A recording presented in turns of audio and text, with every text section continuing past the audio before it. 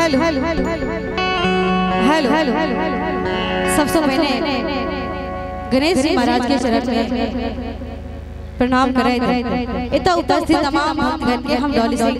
दोनों हाथ जोड़ के प्रणाम करी और बहुत भाग्य के बाद जाई हम दोसर बेरे बाबा के दरबार में हाजिर लगावक लीला ताकि बहुत बहुत धन्यवाद गणेश भैया जी के जितने सुंदर दरबार में हमरा हाजिर लगावे के मौका दिले और चाहब एक बार सब कोई दोनों हाथ उठा के सीधा सीधा दोनों हाथ उठा के कोनो जोर जबरदस्ती नहीं जिनका श्रद्धा हुआ इनका प्रति एक बार सब कोई दोनों हाथ उठा के बोले गणपति महाराज की बोले बाबा भोलेनाथ की मैया पार्वती की। और सबसे पहले सब गोटे के बुझल कि सबसे पहले पूजा हिनकर होय छै ताऊ सभी सुंदर सन दरबार में सुंदर सन गणेश वंदना के संग और भक्त अपना घर में बजावे बाबा के और सुंदर सन गीत के माध्यम से सुनावे।